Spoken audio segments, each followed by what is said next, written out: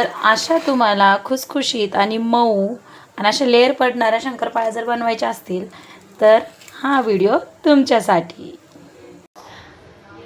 High guys, welcome back to my channel Pournima's kitchen and ब्लॉगमध्ये तुम्हा सगळ्यांचं मनपूर्वक स्वागत आहे. तर कशा आहात तुम्ही सगळे? मी पण मस्त आहे. तर सगळ्यांना हॅपी दिवाळी. तर आज मी स्टार्ट करते फराळाचं बनवायला. तर आपण पहिले शंकरपाळ्या बनवायचे छान अशा खुसखुशीत. तर हे घेतले एक, कुठलंही सुद्धा आपण एकच माप ठेवायचं आहे. तर मी ह्या मोठ्याशा वाटीने सगळं माप घेते. तर एक वाटी आपण साखर टाकूयात, एक वाटी दूध, ते एवढंच आपण तूपसुद्धा घ्यायचं आहे ह्या पद्धतीने. तर हे सगळं आपण चांगलं गरम करून घेऊयात. हे असं चांगलं गरम होस तोपर्यंत आपण साखर टाकली आहे ना, साखर अशी चांगली विरघळेपर्यंत ह्याला आपण गरम करून घेऊया. एवढंच माप घेतलं ना तर तुमच्या शंकरपाळ्या अशा तोंडात घातल्याबरोबर विरघळतील, एवढ्या छान खुसखुशीत बनतात. तर इथे मी मोठंसं असं आपण परात पण घेऊ शकतो, नाही तर असं मोठी अशी तुमच्याकडं जेही भांडं असेल ते घेऊ शकता तुम्ही. तर मी ह्याच्यामध्ये आता हे गरम झालेलं मोहन पूर्ण टाकून घेऊयात आपण. ह्याच्यामध्ये जसं जसं थोडं थोडं होईल तसं तसं मैदा चाळत जायचं. गरम असेल, थंड करायची गरज नाही. गरमागरममध्येच हळूहळू मळणं चालू करायचं आहे. जेवढं हे सगळं मोहन जे आपण टाकले बनवून ते पूर्ण असं त्याला ऑब्झर्व करत नाही पिठाला, तोपर्यंत जसं जसं लागेल तसं तसं आपण मिक्स करायचं आहे. एक सोबतच पूर्ण पीठ नाही टाकायचं आहे.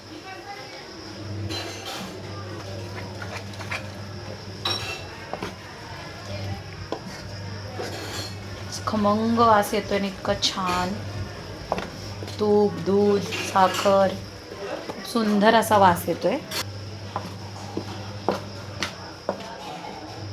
मी म्हणलं ना, लागल तसं पीठ घ्यायचं आहे.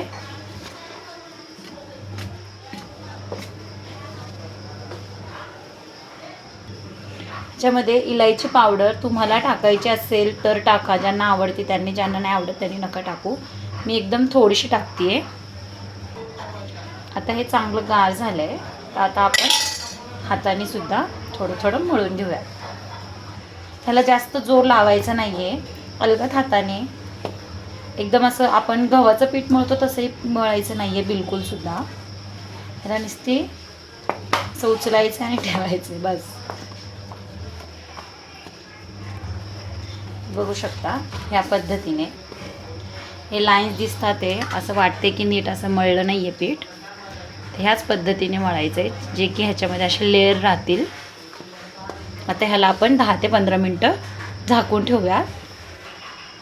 त्याच पातेल्यामध्ये गरम केलं त्याच्यामध्येच मिक्स करून झाकून ठेवले. त्याच्यानंतर बनवायला घेऊयात एक 10 ते 15 मिनटानंतर. तर आपलं हे बॅटर चांगलं मऊसूत झालं आहे.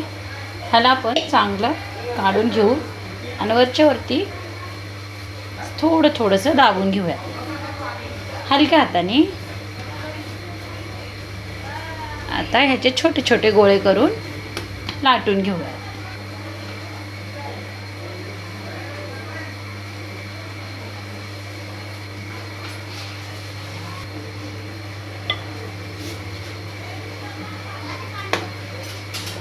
आता आपण असं,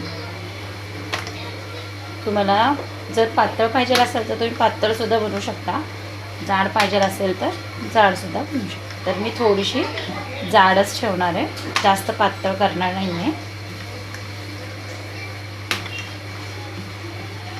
तर ह्या पद्धतीने एवढीच.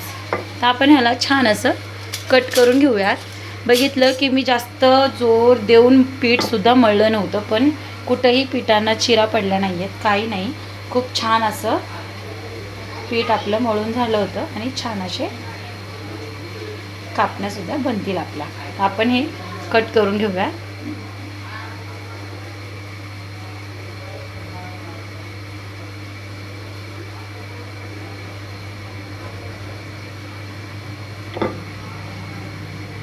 आपल्या अशा ह्या पद्धतीच्या शंकरपाळ्या रेडी झाल्यात. आता आपण मी तेल गरम करायला ठेवलं आहे, दाखवते तुम्हाला. तर मी असं तेल गरम करून ठेवलं होतं हलक्या हात, म्हणजे जास्त गरम करायचं नाही आहे. तर तेल असं मी गरम करायला तवाच ठेवलं होतं. तरी आपण छोटे छोटे टाकून घेऊया. जास्त गरम नाही पाहिजे तेल, नाहीतर त्या आतमध्येपर्यंत चांगल्या अशा खुसखुशीत फ्राय नाही होत.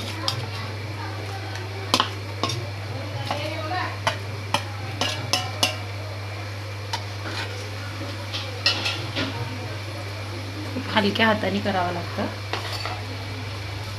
तर ह्यांना आपण अशाच एकदम स्लो, एकदम बारीक गॅसवरती छान असं फ्राय होऊ देऊया, गोल्डन ब्राऊनपर्यंत होसपर्यंत. दिसतंय ना किती गोल्डन ब्राऊन झाले छान असं. आणि बघताय किती असं यांना लेयर्स पडलेत.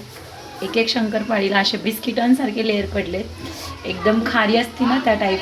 खूप छान बनतात, नक्की बनवून बघा. ह्यांना आता मी काढून घेते. तर ह्या आपल्या छान अशा लेयर पडल्यासारख्या शंकरपाळ्या रेडी झाल्यात. तर ह्यांना थोडंसं पिठी शक्कर टाकूया आणि चांगलं असं मिक्स करून घेऊयात, खालीवर करून. छान मिक्स झाल्यावर जर जास्त गोड पण नसेल झाली तर छान असं खुशखुशीत शंकरपाळ्या बघून कसं वाटलं? व्हिडिओ आवडला असेल तर नक्की लाईक, शेअर आणि सबस्क्राईब करायला विसरू नका. धन्यवाद.